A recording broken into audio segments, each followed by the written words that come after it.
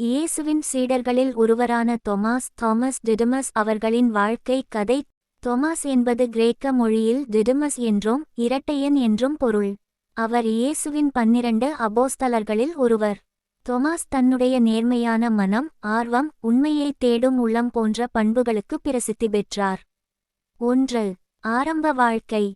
கலிலேயா பகுதியில் பிறந்த தொமாஸ் ஒரு சாதாரண யூத குடும்பத்தைச் சேர்ந்தவர். அவரின் தொழில் என்ன என்பதை பைபிள் தெளிவாக சொல்லவில்லை, எனினும் அவர் நேர்மையான, சிந்தனைசாலி, தைரியமுள்ள ஒருவர் என்று தெரியவருகிறது. 2. இயேசு அவரை அழைத்தது. இயேசு தம் ஊழியத்திற்கு 12 சீடர்களை தேர்ந்தெடுத்தபோது தொமாசையும் அழைத்தார்.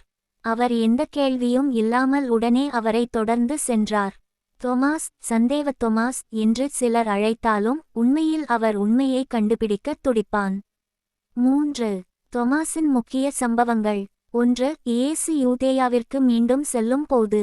லாசரு இறந்தபோது இயேசு அவரை உயிர்த்தெழுப்ப யூதேயாவிற்கு மீண்டும் செல்ல முடிவு செய்தார். அங்கே இயேசுவுக்கு ஆபத்து இருந்தாலும் தொமாஸ் மிகத் தைரியமாகச் சொன்னார், நாம் கூட அவருடன் சென்று தேவையெனில் அவருக்காக இறந்து போவோம். யோவான் காலை 11:16. வலது நோக்கிய அம்புக்குறி இது தொமாஸின் தைரியம் மற்றும் உண்மையான விசுவாசத்தை காட்டுகிறது. 2. இயேசு சொன்ன வழியை பற்றி கேள்வி. இயேசு சொன்னார், நான் போகும் இடத்திற்கான வழியை நீங்கள் அறிவீர்கள்.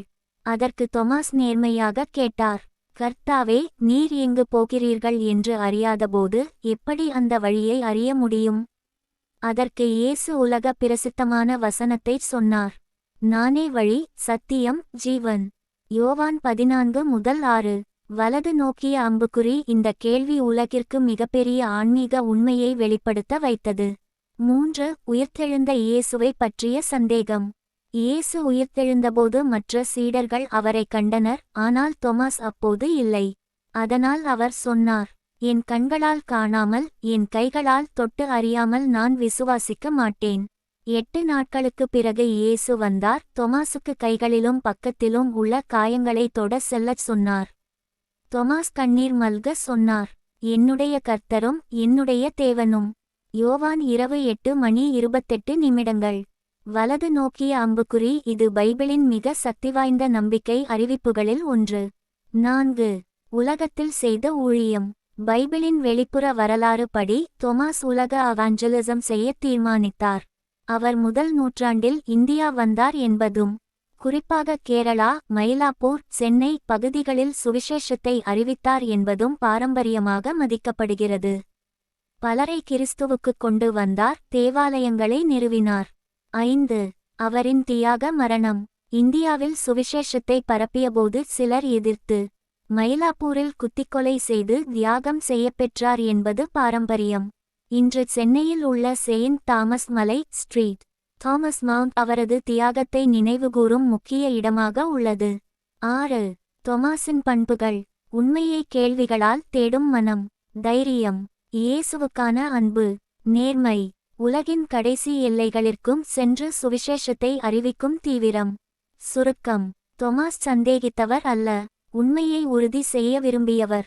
உயிர்த்தெழுந்த இயேசுவை நேரில் கண்ட பின்பு அவர் மிக வலிமையான விசுவாசியாக மாறினார் மற்றும் இந்தியாவிற்கு வரையிலும் சுவிசேஷத்தை எடுத்துச் சென்றார். வழிபடுவதற்கு பயன்படும் பாசிமணிகள். தூதர் தோமாவிற்கான ஜெபம். Tamil prayer to apostle Thomas. நட்சத்திரக்குறி. பரமபிதாவே, உமது மகன் இயேசு கிறிஸ்துவின் விசுவாச தூதராக தேர்ந்தெடுக்கப்பட்ட பரிசுத்த தோமா அப்போஸ்தலரே, எங்கள் மனங்களில் உறுதியான நம்பிக்கையை வளர்த்தருளுங்கள். கண்கள் கண்டு உணர்ந்த உண்மையை உலகிற்கு அறிவித்த தைரியத்தை எங்களுக்கும் அருளுங்கள். சந்தேகத்தில் தடுமாறும் நேரங்களில் பிரார்த்தனையின் மூலம் எங்களை வழிநடத்துங்கள். என் ஆண்டவரும் என் தேவனும் என வாக்கால் சொல்லிய நம்பிக்கையை எங்கள் இதயத்திலும் பதியச் செய்யுங்கள். எங்கள் குடும்பங்களுக்கு அமைதி, எங்கள் வாழ்க்கைக்கு அருள், எங்கள் செயல்களுக்கு ஆசீர்வாதம் நிறைந்திருக்க உம்மால் வேண்டுகிறோம். இயேசுவின் நாமத்தில் ஜெபிக்கிறோம். ஆமென்.